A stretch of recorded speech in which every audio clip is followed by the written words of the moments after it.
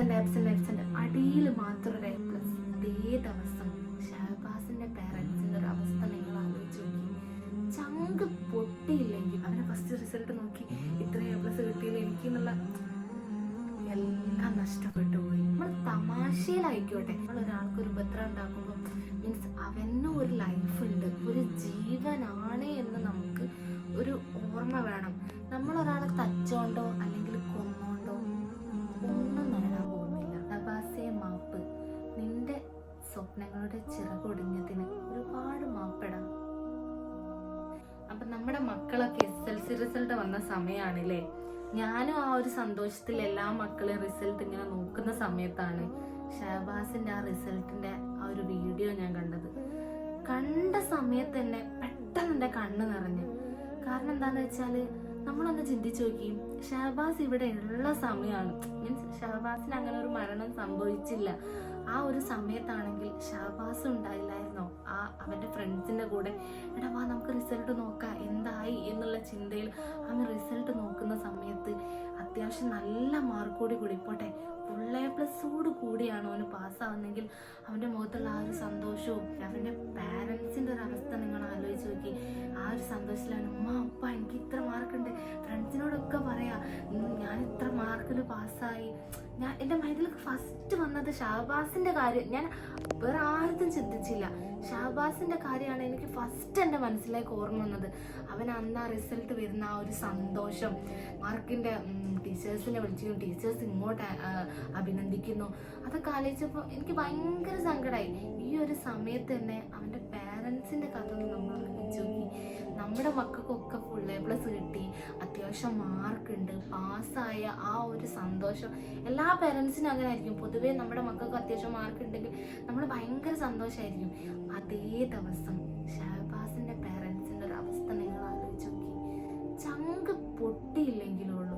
ഈ ഇവിടെ കിടക്കുന്ന ഷഹബാസിനെ ഇതുവരെ നേരിട്ട് കാണാത്ത എനിക്ക് ഇത്ര വേദന ഉണ്ടെങ്കിൽ ഷഹബാസിന്റെ പേരൻസിന്റെ കഥ എന്തായിരിക്കും? ഞാനിങ്ങനെ ആ റിസൾട്ട് ഇങ്ങനെ പെട്ടെന്ന് ഞാനിങ്ങനെ സ്ക്രോൾ ചെയ്ത് പോയപ്പോൾ എല്ലാത്തിലും ആബ്സെന്റ് അടിയിൽ മാത്രം ഒരു A+. കമ്പ്യൂട്ടർ മാത്രമാണ് ഷഹബാസ് അറ്റൻഡ് ചെയ്തത്. ആ ഒരു കമ്പ്യൂട്ടറിൽ A+ കിട്ടിയിരുന്നെങ്കിൽ എൻ്റെ മനസ്സ് പറയാം, ബാക്കി എക്സാം കൂടി എഴുതിയിരുന്നെങ്കിൽ തീർച്ചയായും അവന് ഫുൾ A+ ആവുമായിരുന്നു. അപ്പോൾ ആ റിസൾട്ട് മീൻസ് അവൻ അത് ഫുള്ള് എഴുതിയിരുന്നെങ്കിൽ ആ ഒരു കോളത്തിൽ ഫുൾ A+, കണ്ട അവൻ്റെ ഒരു സന്തോഷം എൻ്റെ മനസ്സിലേക്ക് അതാണ് വന്നത്. അവന് ഫസ്റ്റ് റിസൾട്ട് നോക്കി ഇത്ര A+ കിട്ടിയില്ല എനിക്ക് എന്നുള്ള എല്ലാം നഷ്ടപ്പെട്ടു പോയി. അത്രയും പഠിക്കുന്ന ഒരു കുട്ടിയുടെ ജീവിതമാണ് ഒറ്റയടിക്ക് തകർന്നു പോയത്. ഷഹബാസിൻ്റെ ഏറ്റവും വലിയ ആഗ്രഹം എന്ന് പറയുന്നത് എനിക്ക് അത്യാവശ്യം നല്ല പഠിച്ചൊരു നിലയിലെത്തണം, എൻ്റെ ഫാമിലി എനിക്ക് സേഫ് ആക്കണം. അങ്ങനെ ചിന്തിച്ച അവൻ്റെ മാത്രം ഡ്രീമല്ല അവിടെ നഷ്ടപ്പെട്ടത്, അവൻ്റെ ഫാമിലിൻ്റെ മൊത്തം ഡ്രീമാണ് ഒറ്റയടിക്ക് തകർന്നടിഞ്ഞത്. നമുക്ക് ഒരുപാട് ചിന്തിക്കാനുണ്ട് ഈ ഒരു കാര്യത്തിൽ.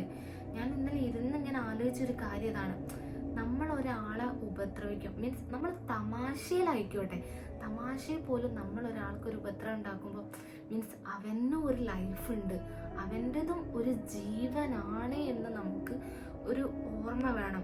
കാരണം ആ ഒരു കുട്ടികൾ തമാശയിലായിക്കോട്ടെ, ഇനി അബദ്ധത്തിൽ ചെയ്തതായാലും ലൈഫ് ലോങ് അവരുടെ മനസ്സിൽ നിന്ന് മറക്കാനല്ല. കാരണം ഒരു കുടുംബത്തിൻ്റെ മൊത്തം ആശ്രയം അല്ലെങ്കിൽ പ്രതീക്ഷയാണ് അവിടെ നഷ്ടപ്പെട്ടു പോയത്.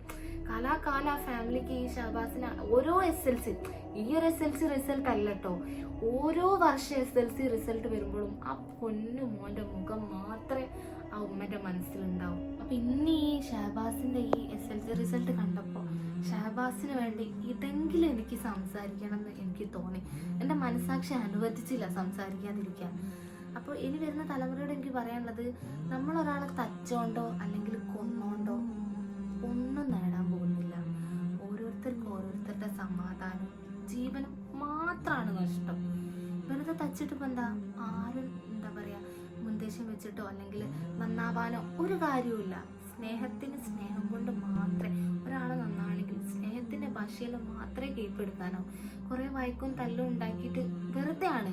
ആ ഒരു സമയം പായാകാൻ വരും തലമുറ ഇത് വലിയൊരു പാടാക്കി എടുക്കണം.